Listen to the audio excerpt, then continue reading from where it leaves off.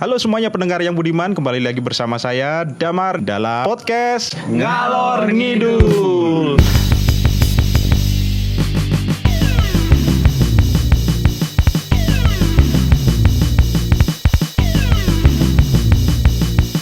Bersama saya Damar dan rekan saya Sutriono dan juga adik saya yang remaja di pojokan, kita akan membahas WTP tapi kok masih korupsi ya. Nah ini kita lagi di depan rumah nih, kita ngobrol-ngobrol santai aja ya. Mungkin pendengar ya silakan membayangkan kami duduk di teras sambil menikmati kopi di meja sama... Ini kok ada alkohol mas? Apa nih mas? Oh hand sanitizer, mohon maaf nih. Ternyata ini salah satu bentuk penyesuaian terhadap New normal ya. Ini pura-puranya kita bikin podcast ya. Dan ini adalah episode perdana dan ya nggak tahu ya apakah yang akan menjadi yang terakhir atau akan ada keberlanjutannya. Karena ya jujur aja nih kita bikin podcast ini karena mau ikut lomba BPK ya. Ini kita mau ngobrol-ngobrol tentang salah satu topik ya. Topik yang paling agak menarik di antara yang sebenarnya kurang menarik mungkin ya buat orang-orang awam itu. Kita mau ngomongin apa mas nih? Kita mau ngomongin yang lagi hit sekarang, sebenarnya masalah korupsi dan opini WTP. Agak berat sih, tapi saya harap kita ngobrolnya nggak berat-berat biar orang bisa paham dan gampang dicerna, nggak kayak baca-baca pemeriksaan. Nah oke. Tentang WTP nih mas, kan sering ya kita dengar itu ya di pemberitaan gitu, Bupati ABC ditangkap karena korupsi, Gubernur tertangkap tangan di kantor dan di berangkasnya terdapat uang senilai ratusan juta. Nah ini yang sering kita dengar di masyarakat ini kan, lah gimana sih, itu kan daerah sudah WTP, wajar tanpa pengecualian, ya kan?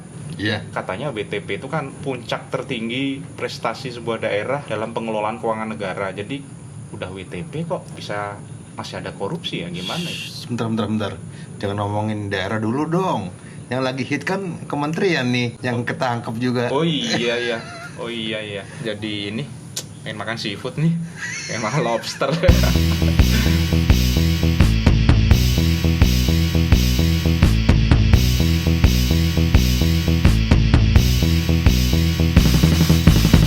Nah gimana mas? Kalau kita sih sebenarnya bukan awam-awam banget ya. Kita kan pegawai BPK ya. Cuma ya kita kan memang bukan auditor ya. Tapi tau lah ya, masuk BPK kan ada diklat 3 bulan, auditor ahli, auditor terampil. Cuma nih kalau kayak adik saya nih yang dari tadi bengong nih, lo tau nggak ada kepala daerah yang ditangkap karena korupsi?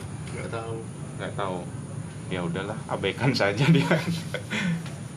Gimana mas? Kalau menurut Mas Tri, kenapa daerahnya udah WTP, wajar tanpa pemeriksaan, tanpa pengecualian, tapi kok masih kena kasus, tersandung kasus nih?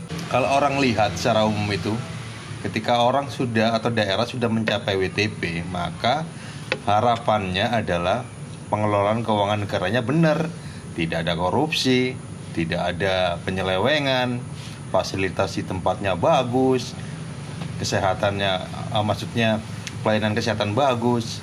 Itu harapan publik. Orang nggak ngerti, maksudnya sebenarnya WTP itu apa?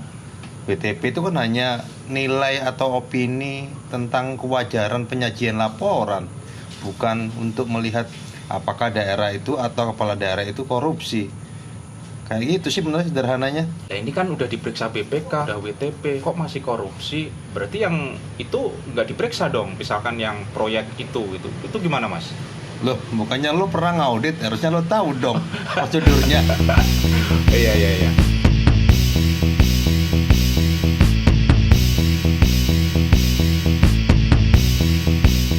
Terus masalahnya ini adalah harapan publik tentang opini. Publik ini menganggap opini adalah prestasi kan tadi disebut. Bahkan opini dipakai buat kepala daerah sebagai alat kampanye bahwa dirinya sudah sukses dan berhasil mengelola keuangan di daerahnya. Apa yang salah di saat ini berarti?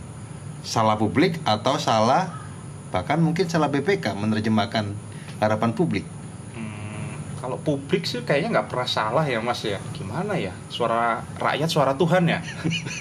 Vox Populi Vox Dei. Vox Populi Vox Dei itu, jadi ya kita nggak bisa nyalahin publik karena publik taunya itu. Nah mungkin sih kalau menurut saya nih, apa mungkin ya bukan BPK salah ya, tapi ada semacam kurang nih dalam mensosialisasikan apa yang telah dilakukan BPK. Jadi ketika opini WPTP itu seperti apa, harusnya publik paham dong kalau opini WPTP itu adalah menyatakan bahwa laporan keuangan telah disajikan secara wajar dan jauh dari apa Mas? Aduh lupa aku. Udah 11 tahun nih di klub nih. Penyajiannya sesuai pos neraca, sesuai SPI dan kepatuhan. Dan ini ya maksudnya jauh dari salah saji yang material. Nah, itu mungkin harusnya BPK bisa lebih mensosialisasikan ya, mengedukasi masyarakat bahwa seperti ini loh WTP itu. Mungkin sebelum ngomongin tentang publik ini ya, maksudnya tentang bagaimana cara, tapi mungkin lebih kita memahami sebenarnya permasalahannya itu mengejawantakan bahasa laporan atau istilah-istilah pemeriksaan menjadi bahasa yang renyah buat publik. Seperti tadi dibilang salah saji material, kepatuhan, SPI, publik nggak akan paham, nggak akan mudah. Bentar, lo tahu nggak itu tadi maksudnya apa? Salah saji material? Nggak tahu. Adik saya nggak tahu nih, padahal udah mau lulus S1 nih. Nah itulah mungkin PR-nya adalah menyederhanakan bahasa atau istilah yang lebih renyah ke publik. Terus selanjutnya adalah publik ini sederhana kok, asal mereka yakin atau menganggap daerahnya makmur, tidak ada korupsi dan semacamnya, mereka akan puas. Maka dari itu sebenarnya perlu peran publik, maksudnya dalam artian bagaimana publik melaporkan dan menjadi dasar, salah satu dasar dilakukannya pemeriksaan. Misalnya nih di daerah saya ya, ini misalnya ada jalan bertahun-tahun dan tiang-tiang bertebaran di tengah jalan. Tetap aja. Jangan-jangan kita tinggal di daerah yang sama ya Mas? Itu harusnya bisa menjadi poin bagaimana mereka atau Pemda mengelola layanan publik di daerahnya. Misalnya BPK mendapatkan informasi tentang ini, harusnya mereka juga bisa dong menjadikan salah satu dasar atau kajian untuk melakukan pemeriksaan di tahun selanjutnya setelah menerima laporan ini. Mungkin dari saya seperti itu sih. Nah, sebenarnya kanal-kanal yang telah disediakan BPK untuk menampung pengaduan, aspirasi, saran, masukan, kritikan dari publik itu kan sudah ada ya? Sudah banyak malah. Banyak. Sudah. BPK punya sosmed. Ya, Instagram, Twitter, Facebook, portal pengaduan YouTube, juga ada. Portal pengaduan. Sama kalau kita datang langsung kan ada itu ya? PIK ya. PIK, Pusat Informasi Komunikasi. dan Komunikasi. Di situ kita bisa menyampaikan apa? Curhat, unek-unek atau aspirasi. laporan, aspirasi ya, itu bahasa kerennya lah ya. Kalau bahasa awamnya itu ya sambat.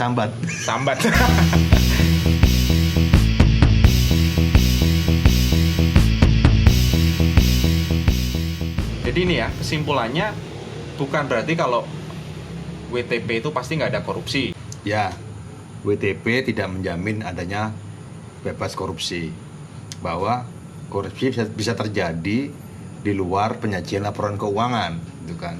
Tapi ada PR yang harus dilakukan oleh BPK, yaitu dengan mengedukasi publik dan mengajak publik berpartisipasi untuk melaporkan, mengawasi jalannya pengelolaan keuangan negara di daerah atau di sebuah kementerian. Kita harus terbuka dengan semua channel dan informasi-informasi tersebut. Iya, sepertinya Humas setelah podcast ini dapat kerjaan tambahan ini kayaknya. Waduh. Dan saya sebagai orang Humas juga bakal kena pekerjaan tambahan nih Mas ya. Semoga ini podcast terakhir kita dan nggak ada lagi kita harus bikin podcast. Waduh, kalau harapan saya sih jangan nggak gitu Mas. Harapan saya podcast kita ini menang, terus kita diminta untuk bikin podcast berikutnya. Lumayan dapat honor.